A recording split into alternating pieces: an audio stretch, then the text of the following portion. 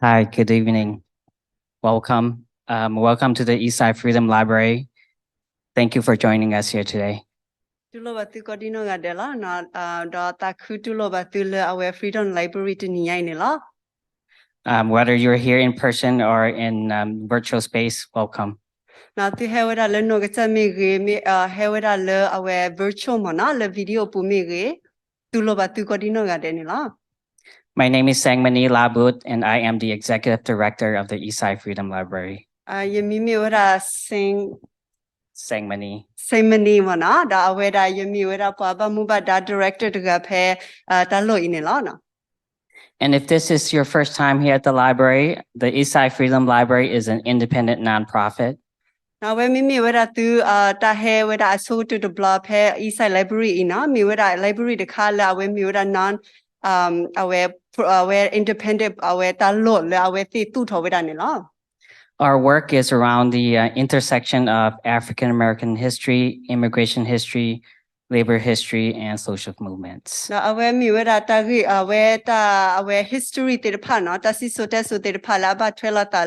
American Indian immigrant refugee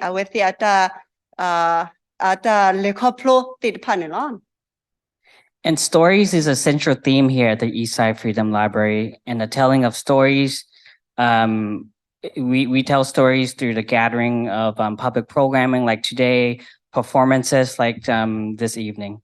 Now we head up a dead go it up poo did palaba twella tala tasi sote so did pad di thought niya ituta hair tea with dita tugati with tasi sote solabata que plado with a tala to niya. So also happy Asian American and Pacific Islander Heritage Month.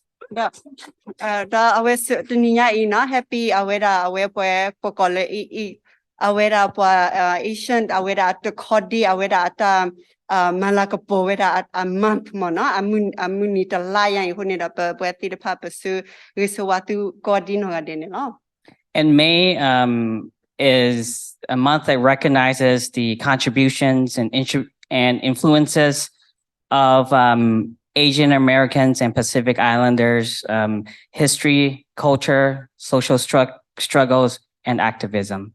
Lela music or mura lala aware over wetty bethin not hockey gadaki with atasi sote so the palaba tela aware where patasi sote so hello where at the soba the solar amura indigenous now pa hair pa lehe over that petty TDB got to be we eat up what the pala hair with a now pa refugee the pasic or lehe with a pay it up social now with that real mulata head get a lutata dile now with me with a and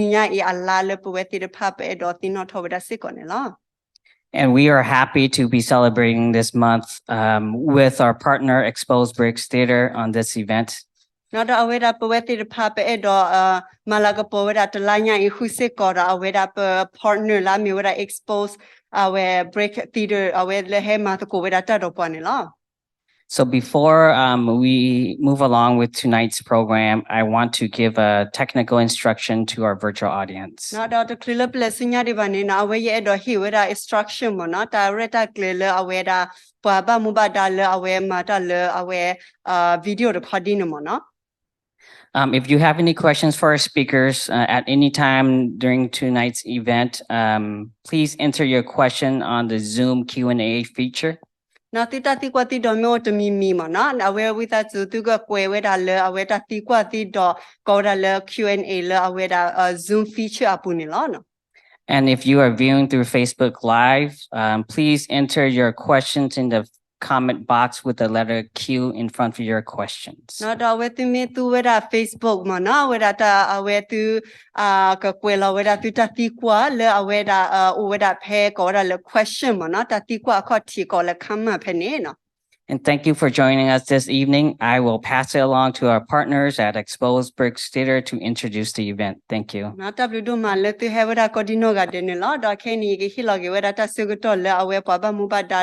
Exposed Brick Theater unelana.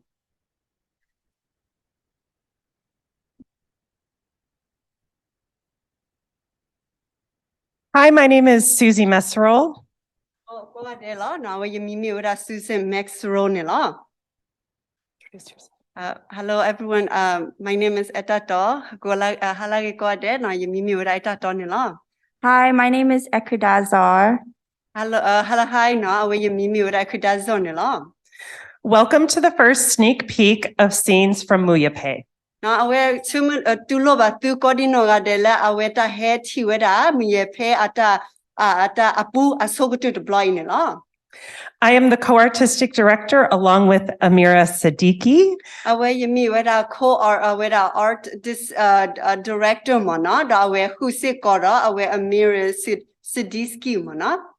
Our mission is to tell untold stories, center omitted narratives, and create art at the intersection of identities. Na puwete de papata chi le kasume nyami weda ta te kada ke weda pute de pale atabata te da not a bloba do ataba abata pa or le no abata tupi mitimi ba do awe mi weda ta pute de pale atabata te da not a bloba do awe ki kwe ke do he ki te kada ke weda ne no. For 19 years, we have focused on developing new work and creating a culture of belonging for artists and audiences. No, the sequin ya to buwete de pa no pa ma gu top a thought of weda ta a thought de pa di ta mi weda ta pia ta we pla weda pu de pa mi re no ba twela ta le pa ta seta la le a weda pa kodino ga de ka he ka belong mo na weda tu pu ko kodino ga de le a weda ta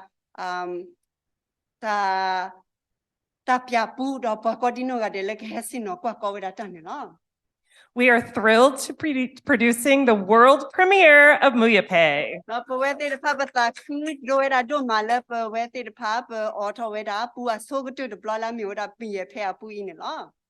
Tonight, we are going to share some scenes with you. The scenes will be in English, and then we will do a question and answer with our playwright, director, and some members of the cast. And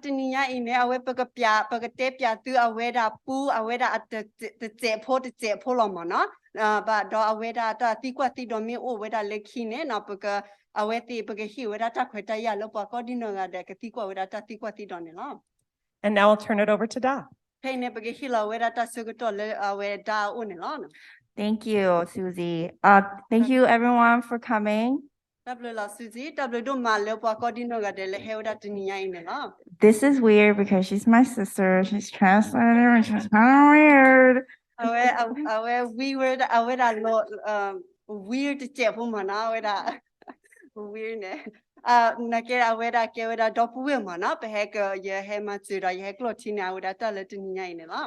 But anyway, the first scene that we're gonna see today is called The Unexpected Pregnancy. Na awera sin a chogotu de kamo no ta pia pu ta do chogotu de kai in mi weda no we ta kera ta no ta do tho le ta pa tu pa ta ba ne lo. So basically Muyehpen's mom and her cousin went to the cotton field, got struck by lightning, and then they found out they're pregnant.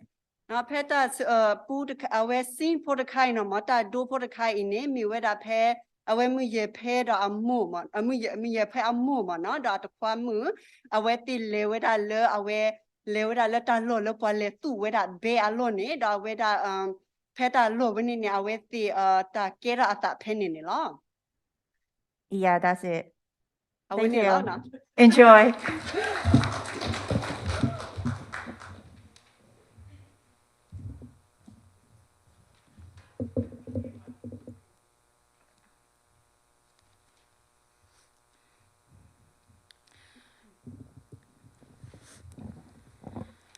Kwamu, how long ago did we go cotton picking?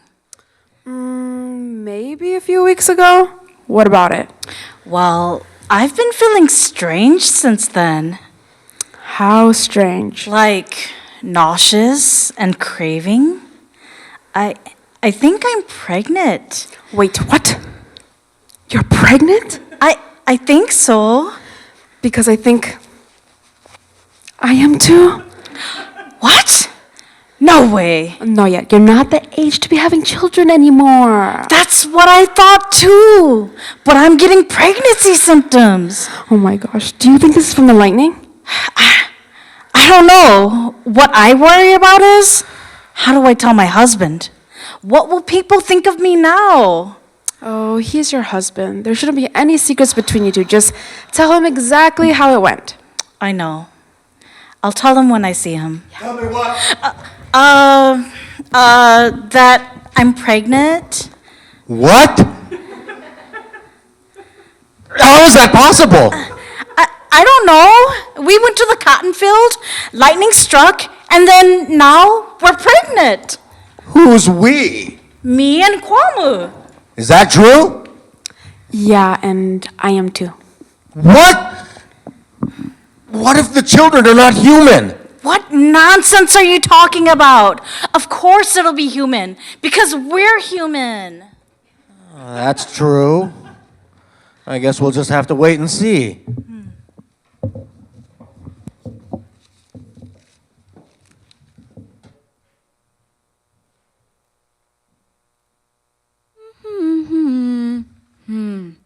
Muyehpen, are you pregnant? Why would you assume such a thing? You know I'm too old to have kids. I was just wondering. Are you saying I'm getting fat? No, of course not. I need to go.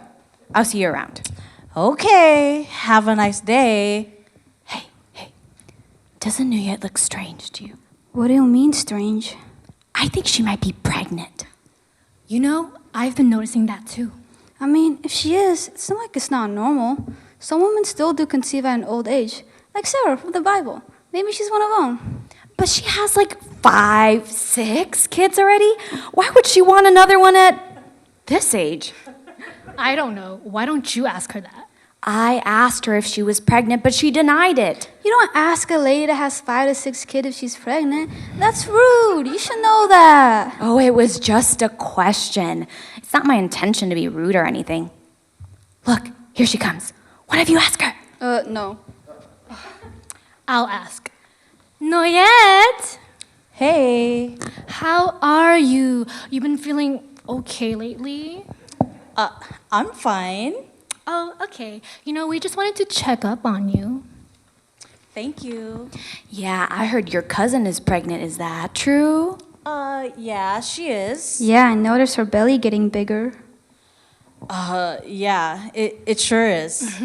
Good for her. You know, she's still young, so it's good for her to have kids. Yeah, I have to go. Bye. Okay, we'll see you. You see that? She seems suspicious. Okay, fine.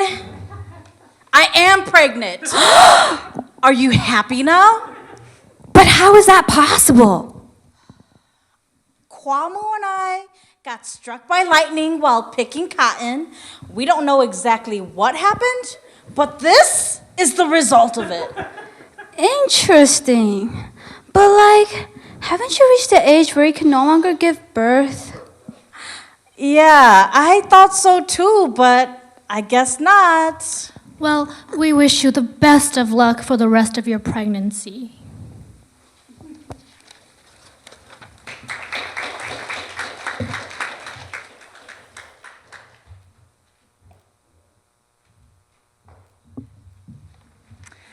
Thank you so much for that. Did y'all enjoy that?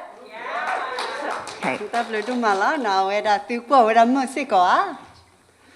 Okay, good. So the next scene that we're gonna see is basically the king of Siam. So the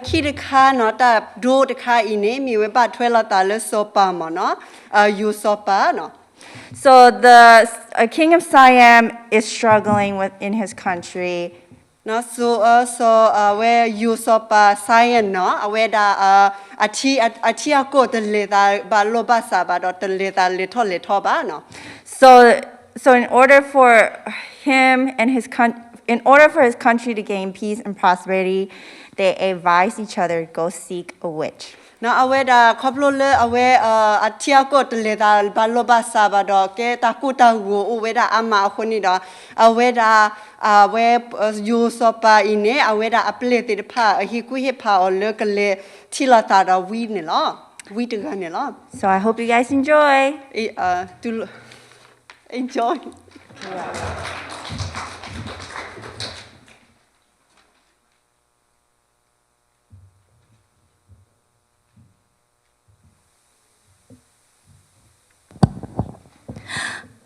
The King of Siam is finally here. Come in. I've been expecting you. So, you're the best witch in Siam. Is that what people are saying? I'll take it. But back to business. How can I be a service? As you may already know, we are in desperate need of your help. And what's in it for me? Anything you desire. But if your service is useless, death will be your reward. Great. As people have proclaimed, I am the best witch in town, so I would not be too hasty. What is it that you seek to find today? Siam is falling apart and has been for decades. We are constantly being threatened and attacked by other countries. We need a change. Something that will truly bring Siam back on its feet. Congratulations, you came to the right place. Let's see what I can do. Now watch and listen closely. For Siam to prosper again, you will need to find a woman. A woman?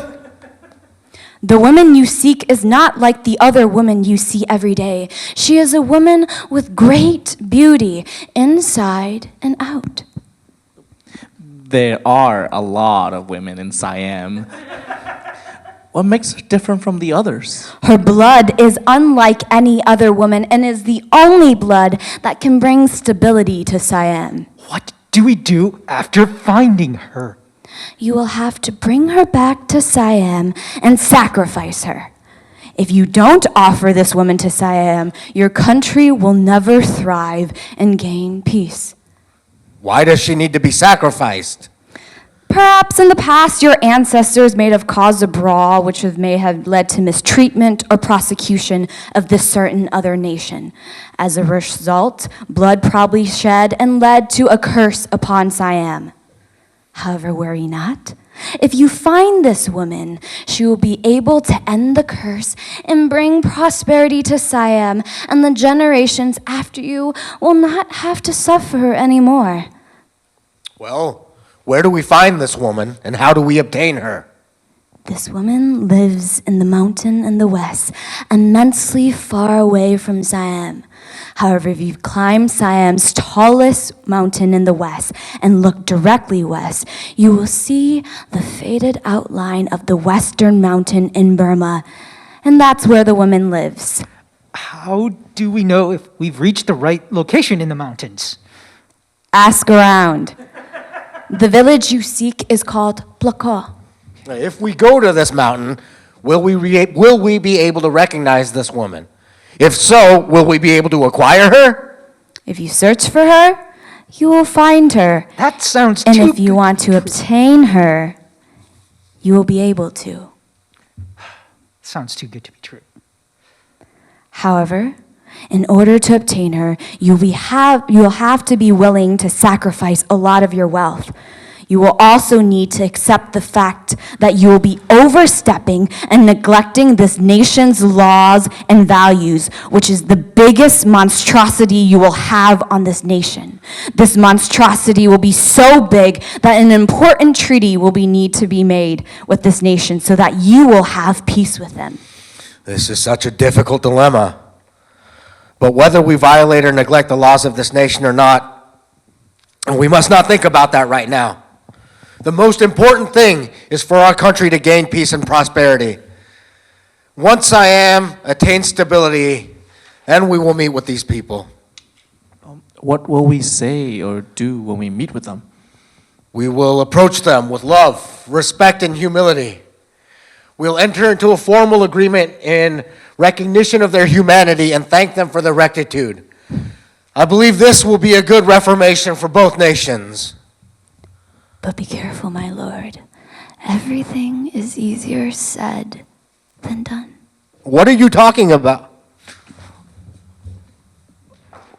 Where did she go? I don't like that. My lord, how do we know if what you said is true? We'll have to find out for ourselves. Order a group of soldiers in disguise to go and sell goods as well as buy goods so people don't become suspicious. Tell them to ask around. Whatever they find, tell them to report back to me immediately.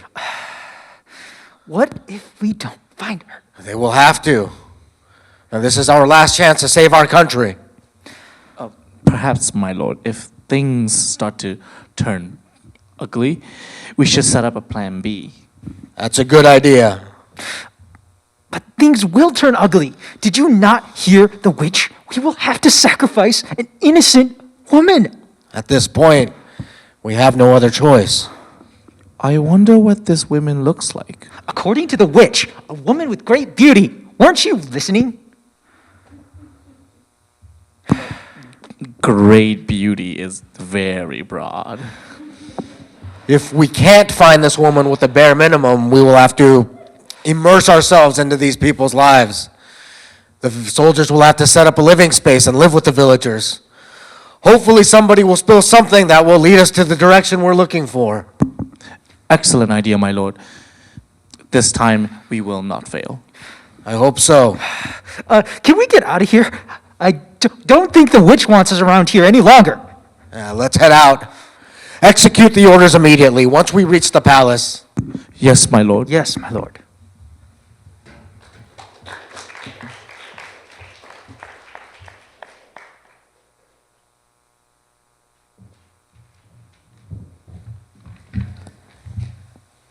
The next scene we're going to share is between Salah and Muyehpen.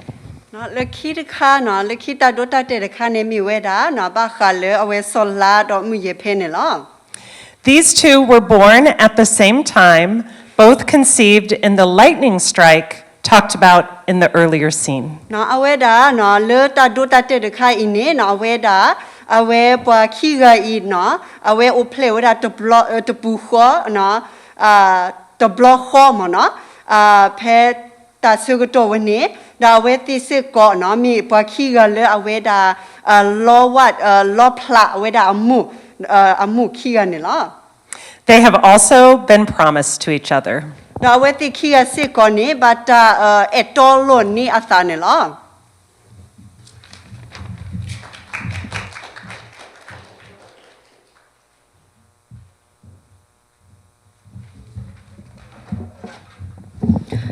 Mother, I'm heading out. Okay, don't be out too late. I won't. Muyehpen. Salah, you startled me. Oh, I'm sorry.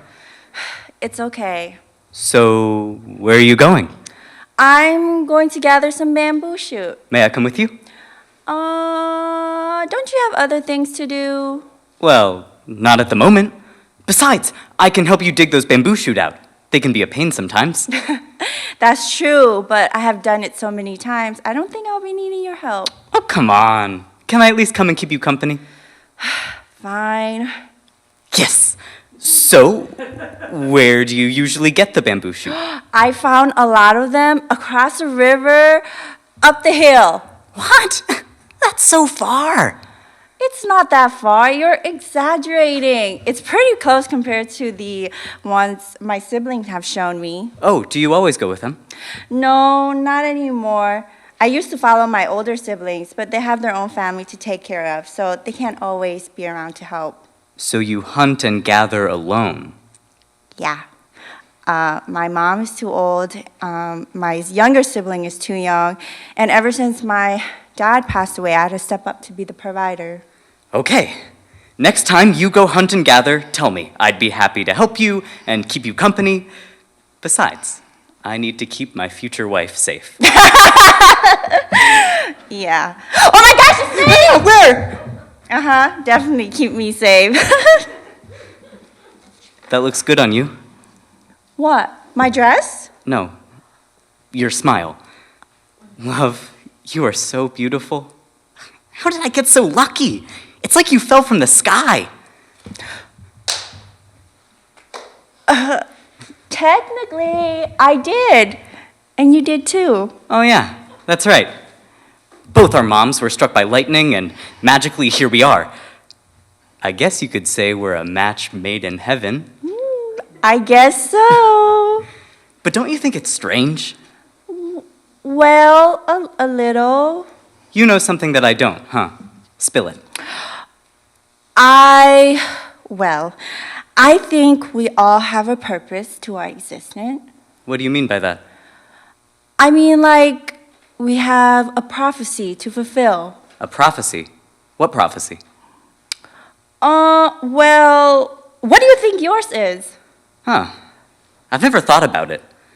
When I was younger, my parents told me that when I was born, my eyes weren't fully developed, so my grandma named me Tegime. Oh my gosh. That's a cricket eye? That's a terrible name. I know. My grandpa didn't like it, so he named me Sathowa because he wanted me to be a person, a gentleman with special gifts and talents. However, my dad, he named me Salah. And what does that mean? It means that I will have physical feature greater than other people, and that my hopes and my dreams will always lead me to victory. That's beautiful, and I truly believe you will. Thank you. Maybe that's my prophecy, to be a great person. A hero. Yeah, a hero. Your hero. Yes, I like that. What about you? I was also given a couple of names. My dad named me Situlapa because I was different from all my other siblings, and that he believes that I will bring good fortune to the family. That's not a bad name. Better than Tegime. That's true. Then who named you Muyehpen? My grandma did, and I wasn't named until 3 months later. My grandma named me Muyehpen because she said I was born differently. I came into the world so brightly like the sun ray peeking through the morning clouds. The name means whoever loves me will bring good wealth to me. I will do my best to fulfill your grandma's vision. Oh. Here, have some water. Oh. Thank you. Oh, your neck still glows. Oh, yeah. It glows every time. Yeah, every time I drink water or swallow my split, it glows. But it has faded a lot since I've gotten older. My whole body used to glow, but it's just my neck. I see. Do you like it this way? Yeah, because I was kept mostly in the house when I was younger because of my glow. My mom didn't want people to gossip about how different I was, so I just stayed at home and did the house chores like cooking, cleaning, and tending the farm animals. Does your little sister glow like you? No, she doesn't. Oh, look, it's a big one. Can you take it out for me? Of course. Okay. Stay back. I don't want you to get hurt. Hey! I didn't say dig it all up. We're supposed to save some for the people too, you know. Oops, I got a little too excited. But thank you. I think this is more than enough. Let's head back. Hey, that's mine! Well, if you want it back, you're gonna have to come get it. That's not fair. You're much faster than me. Well, then keep up. Hey, Sola, wait up!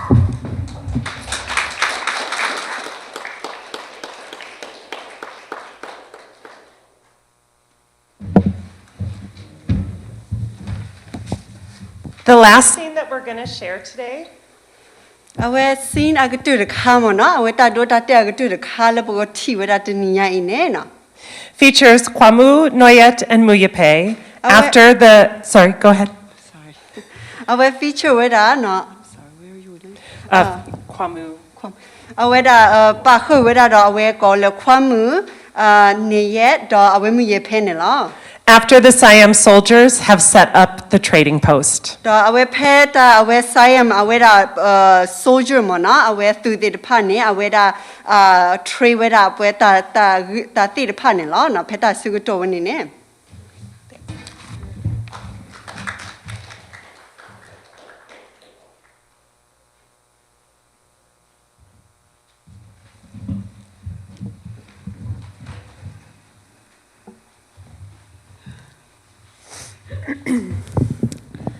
Not yet. Check this out.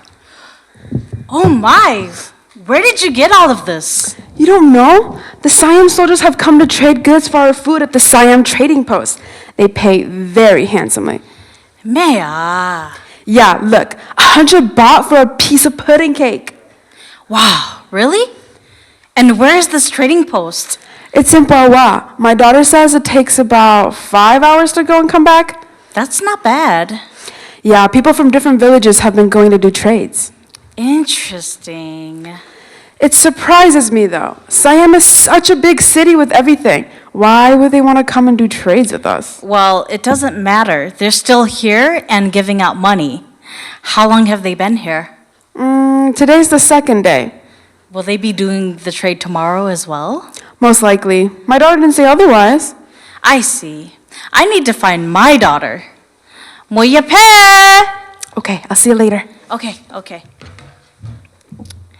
Muyehpen, are you home?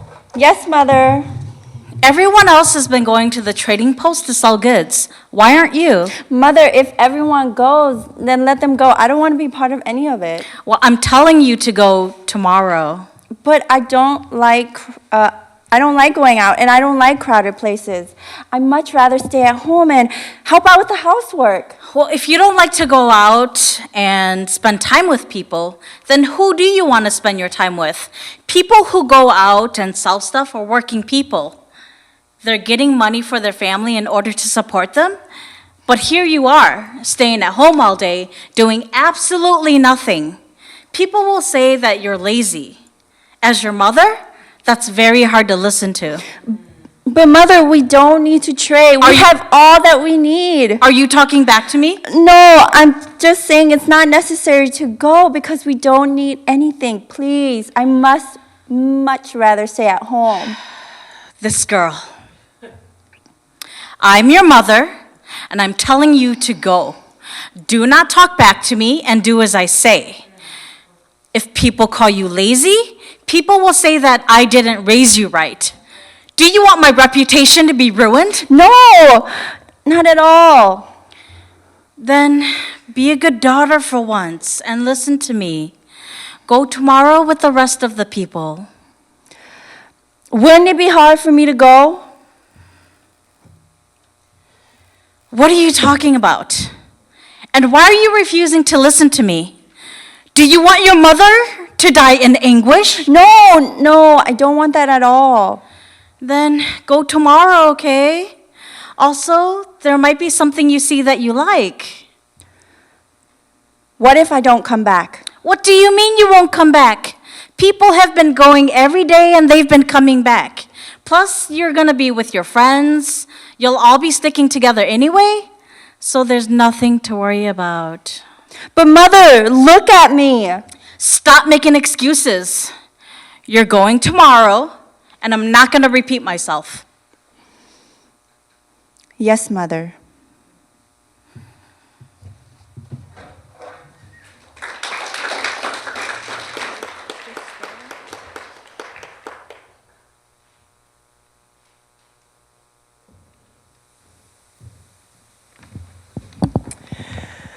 So those are all scenes from Act 1 of Muyehpen. Now we see not that do that the panemi weda color save away act 1 mona that pia weda that do that as hog to the kamona. And if you want to see what happens in the rest of the time, Our to me a dot higdaki weda kerata sunya mona. you're going to have to come see the show, which opens on May 19th. Now think about happy weda ta romana to aweta piai tella mid sequitoinela. Before we transition to the question and answer, The clear bele sunya di le tatikwa ti dot tatikwa si sudibane. we would like all of the actors to come up and introduce themselves. Now book a murder poale awe piada ti the paco di no gade ke head dog do tinyala minela.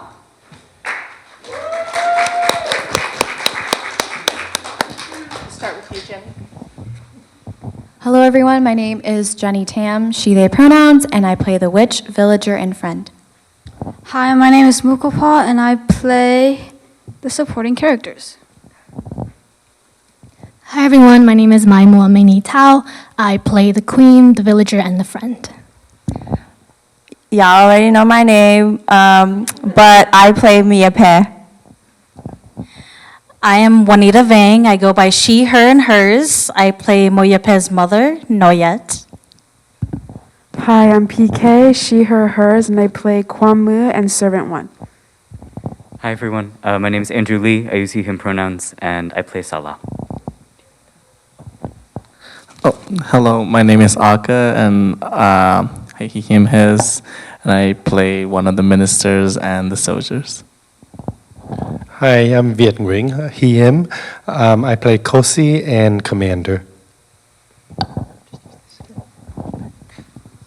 Hi, is it on? Hello. Hi, I'm Zach, and Korean name Min Taro, and I'm playing Rama III, Soldier 2, and Minister 2. Hi, I'm Song. I use he, him pronouns, and I played Sathama and Rama 5. Let's give them all a big round of applause. We're going to transition to the question and answer part now, so just give us 1 minute to get that set up.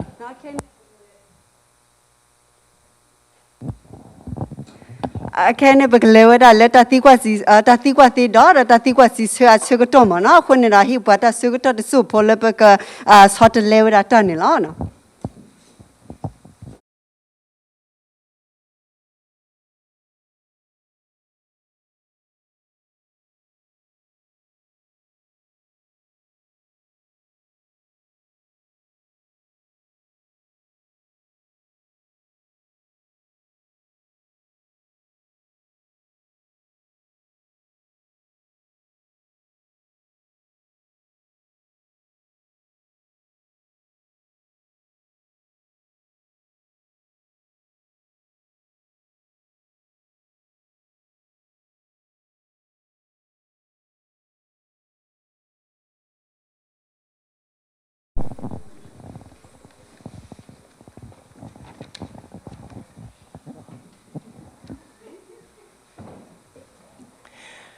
Eliza, can you introduce yourself, because you are you have not introduced yourself yet? No. Should I take that? Yeah. Okay, great.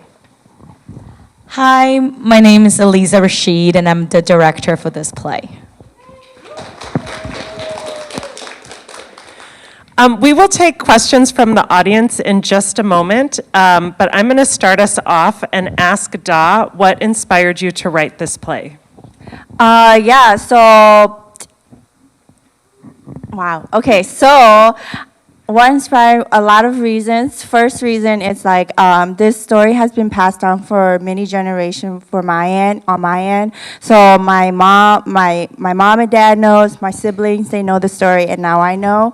And what really inspired me was after graduating from college, my sister and I, we went back to Thailand, just a little visit, and then we met up with our grandma, and then she was, touring us around Chiang Mai, and she told us this story about Muyehpen, and she went in depth about it, and I was like, wow, this story has been filtered a lot, so I felt like the more it gets filtered, the more it will disappear for us. So in my creativity, in the abilities that I have of being able to write plays and stuff, I thought that this would be a great idea to keep the story going forward, and as well as, to the future generation who doesn't know the story, that they know the story of how powerful and important it is for our culture and our identity. Yeah. Awesome. Eliza, you've been directing this play since the very first reading. Can you just talk about, and that was 1.5 years ago, can you talk about the journey of going from the first couple of scenes to what will be the full production in 2 weeks? Yes, for sure. I'm really excited about even while Susie was talking, I got really excited, partly because it has been a journey just watching Da growing this story. So I know Da through Exposed Brick Theater. Thanks, Amira and Susie. And we were paired up during COVID because like all the artists during COVID, we were trying to figure out the purpose and meaning of what we do, especially for theater arts. So hence there was like a flow of a lot of Zoom plays and Zoom stage readings. And I still remember I got introduced to Da because Da was in the playwriting cohort that Exposed Brick was hosting, and then she wrote this ghost story. Do you remember that, Da? Right, because from what I remember, and correct me if I'm wrong, was that your family during COVID loved to go around and just tell each other, because we all have our little COVID cohort, right? So go around and tell ghost stories, right? Or just tell stories. And then so you started to write about that based on the experiences of your parents and especially your father. So that's how I got to know Da and her writing. And then Muyehpen happened, and I was asked to do the stage reading. I think one thing that really connected Da and I is that for me, I get really excited working in that terrain, that not just story landscape of being Southeast Asia, partly because that's where most of my time spent in my childhood, and as well as almost young adult. I came here after I was 18 to the United States, to Minnesota. So just listening to her story and just like reading her story really gives me not just a joy and a wonder, but also just an understanding of it. So I was really honored when she asked me to say, hey, I have this story I really want to talk about, and this is what I'm working on. I'm doing all the research. Can you just, direct it? And then we workshopped it together, and as a director, I think I'm always really excited to work on new plays, but also working on new plays that has narratives that you don't usually see in like the general theater, right? And I know Exposed Brick is really interested in changing one canon at a time. So part of this is also say, what are the stories that we don't really get to hear? And one of them is Muyehpen and the story of like this his heroine based on historical facts, but the stories have been turned around over and over again, became this historic legend. And through Da's perspective, I was able to work with her and to fully realize it is even more exciting for me. So it's not just development of new plays, but I also think it's like development for me as a director, a development of like new friendships, new community understanding, and to really think about like what it means to carrying on generations and generations of stories that we want to pass down. In this case, what does the artist, the playwright, want to pass down? Thanks, Susie. Yeah. PK, I have a question for you. This is your very first play as an actor. Can you talk about what that experience has been like? Yes. My little sister, Mukapa, she has been doing plays since high school, and so I've always like gone to her plays and seen her act and stuff. And I didn't even know this was going on. Someone sent it to me on Instagram. They were like, you should audition for this. And obviously with no experience, I didn't feel like I could do it. But then I asked Mukapa to audition with me, and we both did it and we both got it, so that was really exciting.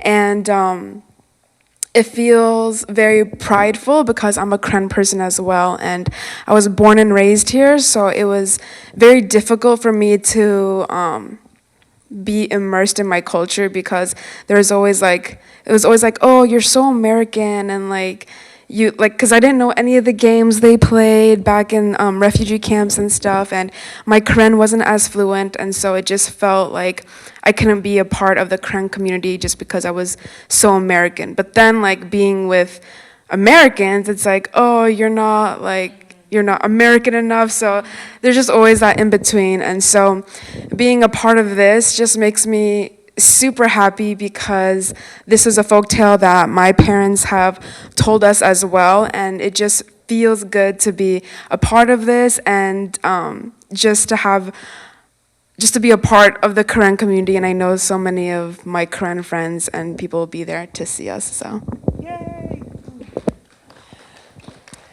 Andrew, how have you approached stepping into a role that is based on this person that is just so significant in the Karen community? That's a really good question. Let's see.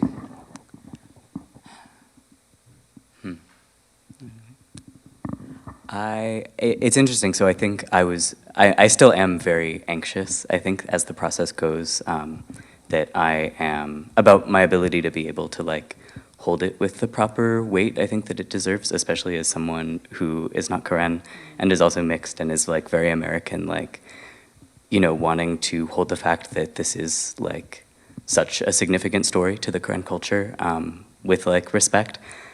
And so we were doing these sort of first rehearsals and you know, we did the first read and I was sort of really nervous and just sort of like, I don't know, I think putting on a bit of a, you know, like, okay, this is a folktale and this is a story, so I have to be really serious and, you know, like, you know, get it up to something else. And Eliza, you gave us advice in the first sort of day that we were working and you were like, you know, I get it.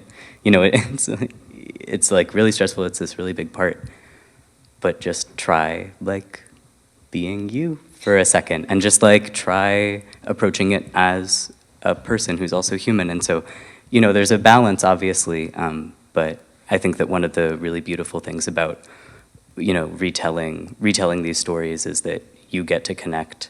There's obviously the magic and the weight, but then there's also the really human aspect and like just people being people who are hurt and who love and who sacrifice. And so, yeah. It's a great answer. And Da writes some very funny scenes. Like the show also is very funny.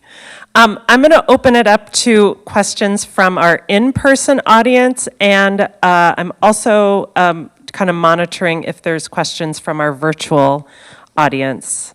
Questions? Yes. Oh, sorry.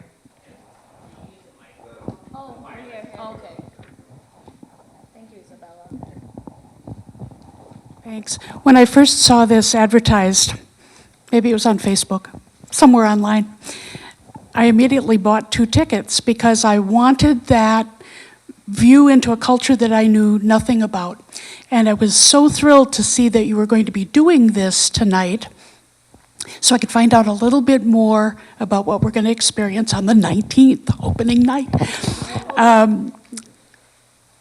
It has such charm, and such fluency with the way we are currently. You know, you want your mother to die in agony, you know, and the little flirtation between the 2 main characters. The cast is so strong, and I'm really curious how you pulled them all together. What kind of audition process, and it was really good to hear that you're brand new to it. You know, what a wonderful start. And I'm just so looking forward to it, and I thank you very much for this evening. Thank you. Elisa, could you, as the director, talk about the casting process? Sure, I was part of the casting process. First of all, I also just want to say that both Da and I were there casting with Amira and Susie, trusting that we will be able to be at the helm of leading this, or being a steward of this, how it's going to go. And for me, when I'm in the casting process, especially as a director, I just want to get to know the actors. That's a really important thing for me to do. There were some sides that Da prepared and that we were going to read, and Da was very intentional about the sides, you know, on what was going to happen and what was going to be read. but really just using that time as a way of getting to know actors. It wasn't a cold reading. There were time for actors to process, who come in to talk to us, give them a little overview. And I think that's anything with a new play, is that just give them context, kind of like why you are here today, right? Give them context, give them intention about that, and the intention was very clear, was that we just want to get to know you. It's okay if you never read before. It's okay if you don't read well. It's okay if you like miss some lines. It's just about getting to know what's going on. So that's the intention behind setting out the audition process. And then we just kept on going and going and going. And we're just so grateful that there was actually a big turnout where we were able to talk and discuss who we like and would we want to be part of that journey. So that's all. I just want to add something in the audition. I think the person that we specifically looked for was for Salah, and boom, Andrew came. So that was the hardest. That was the person to hardest. find, yeah. That was the hardest casting. And then here you are. Yeah. Before I take one more question from the audience, so May 19th is, it's a big deal. It's the first ever Korean American play ever. And Da is forging a path for those who will come next. And so my question for you, Da, is how have you sort of wrestled with, or how has it been to be the first? Oh my gosh. I don't know. Well, it's exciting, but it's also difficult because with Muyehpen, there's a lot of versions of it, and there's a lot of versions of Muyehpen, and I just had to narrow it down to the one that makes not make sense, but through research and through all of that, I had to just narrow to, just one version. So it's hard, and at the same time, I'm writing this play, this first-time play, in English and not in Korean, a Korean story being made in English but not Korean. Like, I have received a lot of comments or a lot of people saying, why don't you, is there a Korean version, or are you planning to do a Korean version? And Amira, Susie, and Eliza always encouraged me that this is the first draft, and if someone wants to write in Korean, let them write it in Korean, but this is your story, and this is yours and not others. So to answer your question, it's exciting, but it's also like you're also hearing other people's voices that you want to shut up to. Yeah, if that makes sense. That makes total sense. And we, the exciting thing is that once people see that first story, then they think, oh, well, then I can write a play, right? And so I'm excited for your first play. I'm excited for the first Korean American play, and I'm also excited for the 5th and the 10th and the 15th and the 20th, and like what is going to happen because you have taken this big step. I have it is not coming up on, it is. Susie does virtual things. Okay, here we go. The question is, will you take this to Washington, D.C., to the Arena Stage Theater? I think they'd be very receptive. Eliza, you want to address that? Sure. When they contact us, I'm more than happy to take, all the actors. Yes. Whoever sent this, if you have a contact, yes, you send it our way.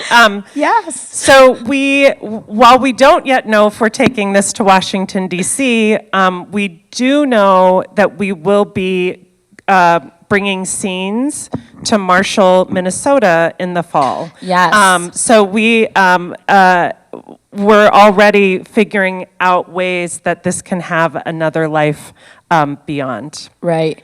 And also just want to say that there has been quite a few community engagement, but with different schools in St. Paul, where Juanita and that mother and daughter sing, I feel like always gets to me, because like every time Juanita does it, we had a long conversation about like, that's my mother's voice, right? And that's what's really beautiful about this process too, is to be able to be in a rehearsal space where like Asian diasporas are in here talking about the nuances, what mean this play to us.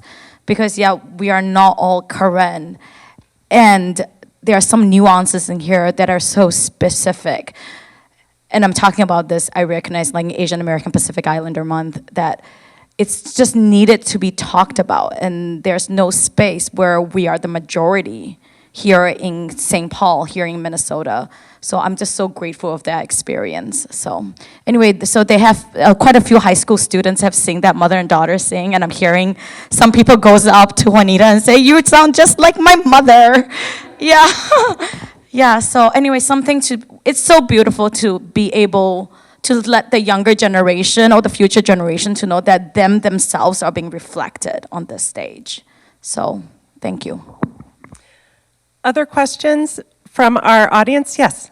We're going to bring you a mic.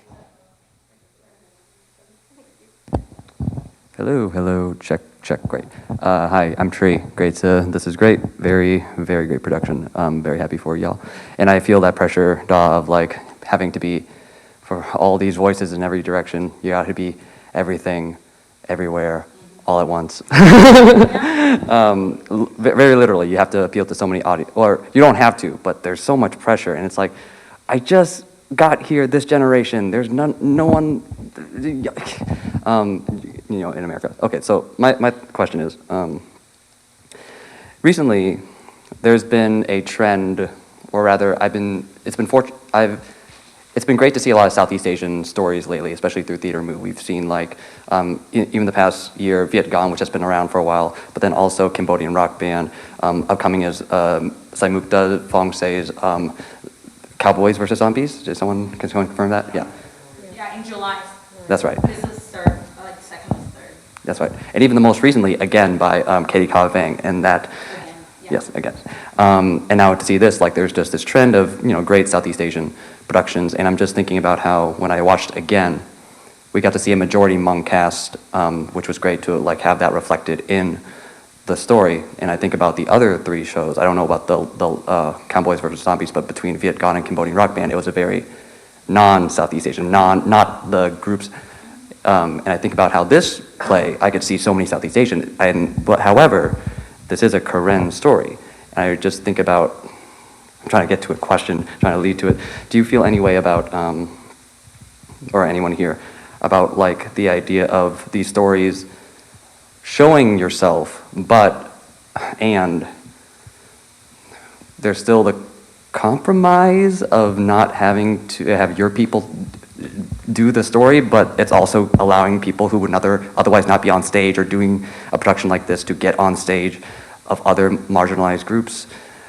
I don't know. Yeah, it's a hard question that I didn't feel land right, but I'm going to leave it there. Just let me know if I should clarify. I don't know. I'm sorry. I think you're talking about it. Tell me if I'm wrong, but the complexity of casting. When the reality is that there was one professional Karen actor, and that's Da, right? And so what are those choices that you have to make when you are the first one? Because Da and I have talked a lot, and I keep saying in 10 years, this cast will probably, when and if it happens again, will probably all be Karen, right? Because people, it's that chicken and egg. If you don't see any plays about you, how do you become an actor until those plays exist. But how do you, if there aren't actors because the plays don't exist, like what is which comes first, right? Does that feel like that is getting to the heart of your question about the complexity of casting? I think so, and I think, is it inevitability that as long as someone puts their work out, then other people will see that and then we'll eventually get that, or or is there other things that we have to be proactive about to make sure that we get to that point? Is it inevitable that as long as a Da or a Katie Kaveng make their stuff, then there will be more Hmong, more Karen, more Khmer allow folks to like make the work, or is there something we have to be more proactive about to make sure like that is the future? Yeah. So, I mean, I think that it is a both, right? That part of why there is such a phenomenally robust Hmong actors in this town is because of the hard work that Theater Mu and the Center for Hmong Art and Talent, among many, many others, did, right? So I think, for me, personally, it is both. You're not going to get there if you don't have both. Do you want to address this, Eliza? I also see Amira. Yeah, I do. I just wanted to echo what Susie said about the access has to start somewhere, you know? And so the reason that there aren't currently as many Karen members in this cast are because there were not previously Karen plays. And so, and what Susie said about having to be both proactive and also starting at some point. I also wanted to say was many years ago I saw Katie Kaveng's first play, and it was a Hmong play, but it was not a Hmong cast. And so, but now, many years later, she was able to do a Hmong play with a Hmong cast. So I do feel like the momentum starts, but it's got to start somewhere. I don't know if that's helpful a lot. Yeah. Sorry, just what is the thing we have to be proactive about? Yeah. Yeah, I hear you. What I hear from you, what is your name again? Tree, is that there's an urgency of seeing yourself represented, but specifically seeing yourself being represented, right? Like what it means. And as the very first Taiwanese Maldivian person who grew up in 5 different countries, I never get to see myself represented. And I'm not saying that this should be it, right? I didn't expect, and this is a little story about myself that is in relationship to why we are all here, is I didn't expect myself to be a playwright, but partly because my African-American professor, and by the way, that was like 20 years ago, gave me the very first play written by a Chinese Hawaiian woman when I was 19. That was the first time I thought that I need to write my own stories. And this is where we are today, right? Like, what does it mean to be the first? And what it means to uplift our community and make sure there's a community engagement when we are doing casting. That's what I'm also hearing you say, right? And I'm also hearing you say is that, like, what can we do as a theater community to create space, not just making sure that there are people who look like us being casted, but people who are us being casted. And back to that question is a yes and, right? Partly because every time, it's funny, it's kind of like the conversation about being post-racial after Barack Obama was reelected as a president and people thought racism was over. You know, there were people talking about that, right? We're in a post-racial state. But every time there's somebody who's first is evidence that racism is not over. There are still boundaries that need to break.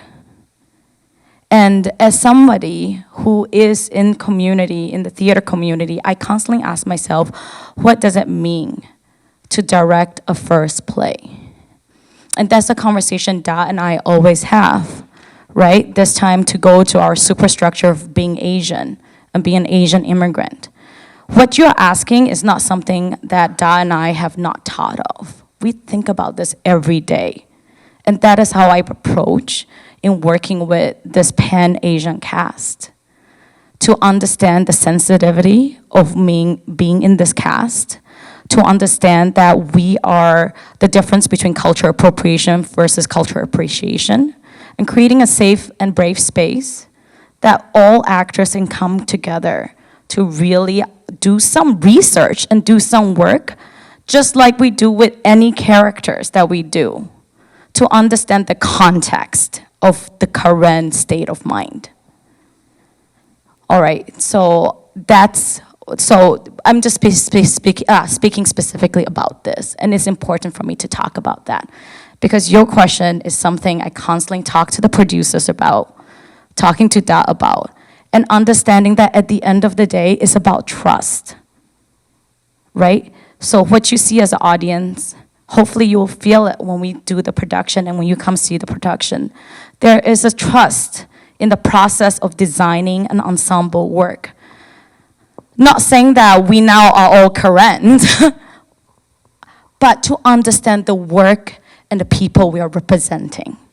That's why there's a lot of partnerships that we've done with different schools. There's a huge current representation. That is why there's partnership with current cultural organization. That is why, like, we as a cast constantly talk about that. I will never say that I'm current. I'm not. But I would ask you to trust, and I have to earn that trust to show that I will do my homework to direct this play. Then that is my areas of expertise and experience as a theater practitioner. So it's a yes and still make spaces for people who never acted before to feel comfortable in auditioning. That's why I was talking about the audition process, and still figure out how can we all lift each other up. So I know it's a really long-winded, but I just really want to make sure that that's being answered.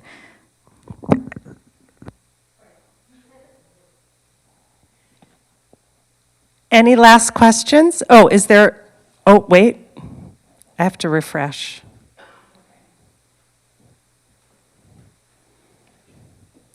It's a question from online.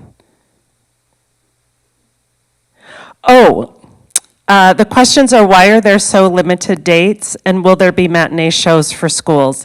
That is a really, really great question. Here is the answer. There is limited dates because theater rental is very expensive. Like, that's just the reality. It's 2 weeks of shows. That is what Exposed Brick almost always does. And partly that's just sheerly out of budget. This is the largest venue we've ever done a performance in. And so we are hoping that because we're doing it at the historic Mounds Theater, that we will be able to accommodate everybody who wants to come and see it. But theater is an expensive art form. There's 25 people in this process with designers and assistant directors and everybody. And then, Dai, will you talk about the residencies, the workshops that we did at St. Paul Public Schools? We did 2 different things. We brought scenes to the schools, because we know about the challenges of schools, St. Paul Public Schools being able to afford busing. And while we don't have a student matinee, St. Paul Public Schools has bought out one of the performances, and they are bringing families and students to the show. Yeah, it's very exciting. It's very exciting. So I think, was it last 2 weeks? The last 2 weeks, Juanita and I and Susie, the first week we went to Johnson High School, and then we did a little workshop made by Eliza, And we did that. And then the next week, we went to Washington High School, and then we also did the same workshop with them, the one we did with Washington Johnson. So, and yeah, it was really fun, and it gets them excited, especially the current students who goes there, gets them excited about the story and wanting to see the show as well. And like Eliza says, seeing themselves like being represented on stage. And that's like my goal of why writing this play as well, seeing myself represented. So yeah, if I'm the first, great. And I hope that there could be more duckies trailing behind me as well. Yeah. Any last question from virtual or our in-person audience? Yes. Oh.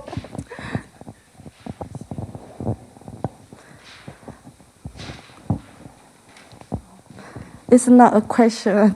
No, the metati kwaba. Pay you had new lock and not block on it to bow that lady so I went the hood tower that a cock to the humor. It's not so the question, this is not a question, this is more like my reflection of this scene, of the scene that has been played today. When I came in and sit down to listen and see the shows today, I felt that there is a very strong, a very hard story that is rewritten. Me already let this all people poo, papa, the power, the potato booba, permitted the potato booba more, but something like a Kate son at the book, your proud of our thing. So, yeah, so what happened is that in the past, this story was never talked openly as right now, and I felt that in our generation, great generation back when our grandparents or our parents, they don't openly share this story until right now that I'm seeing. And it made me feel very proud to be able to see this come alive. Aku di dalam power community mo aklane yetinya le dan awene me tahuto lawe kabate towe mo.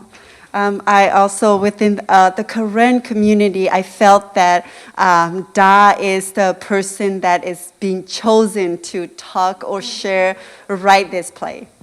Aku ne iti coba mo adota kota kene ke he akelu amiola basa tanake ko gadeni mo tu te he ashude. So I know that there's going to be hardship and there's going to be complication or things that is very hard to talk about or do this in this show. But I know that I encourage everyone and I am saying that don't give up and keep going strong.